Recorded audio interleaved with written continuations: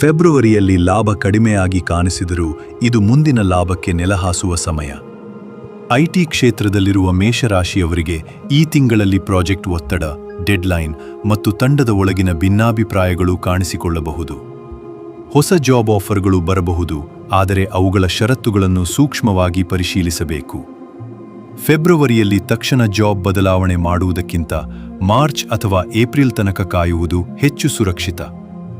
Share market ಅಥವಾ trading ಮಾಡುವ ಮೇಷರಾಶಿಯವರಿಗೆ February ತಿಂಗಳು ತುಂಬಾ ಜಾಗ್ರತೆಯ ಸೂಚನೆ ನೀಡುತ್ತದೆ.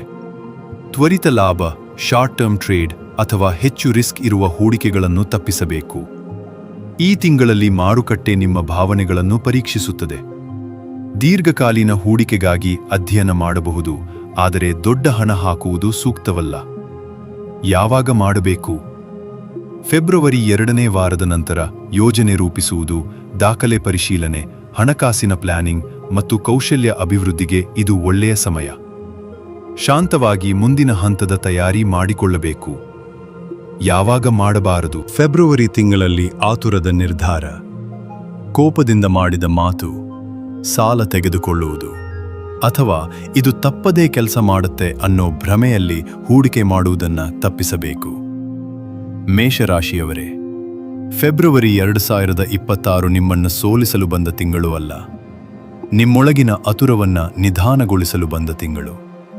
ಈ ತಿಂಗಳಲ್ಲಿ ನೀವು ತಾಳ್ಮೆಯಿಂದ ನಡೆದುಕೊಂಡರೆ, ಮಾತಿನಲ್ಲಿ ಜಾಗ್ರತೆ ವಹಿಸಿದರೆ, ಹಣದ ವಿಷಯದಲ್ಲಿ ಮಿತಿಯನ್ನು ಇಟ್ಟರೆ, ಮಾರ್ಚ್ ತಿಂಗಳು ನಿಮ್ಮತ್ತ ಬೇರೆ ಮುಖ ತೋರಿಸುತ್ತದೆ. ಈ ಮಾತುಗಳನ್ನು ನೀವು ಈಗ ಕೇಳುತ್ತಿದ್ದೀರಾ? ತಿಂಗಳ ಕೊನೆಯಲ್ಲಿ ಹೌದು, ಇದು ನಿಜವಾಗಿಯೂ ನಡೆಯಿತು ಅಂತ ನಿಮ್ಮೊಳಗೆ ಹೇಳಿಕೊಳ್ಳುತ್ತೀರಿ. ಇಂತಹ ನಿಖರವಾದ ಗ್ರಹಭವ ಆಧಾರಿತ ಭವಿಷ್ಯಗಳಿಗಾಗಿ ರಾಶಿ ರಹಸ್ಯ ಚಾನಲ್ ಅನ್ನು ಸಬ್ಸ್ಕ್ರೈಬ್ ಮಾಡಿ ಮತ್ತು ನಿಮ್ಮ ರಾಶಿಯನ್ನು ಕಾಮೆಂಟ್ನಲ್ಲಿ ಬರೆಯಿರಿ. ನಿಮ್ಮ ಕಥೆ ಇಲ್ಲಿ ಮುಗಿಯಲ್ಲ, ಇದು ಹೊಸ ಹಂತದ ಆರಂಭ.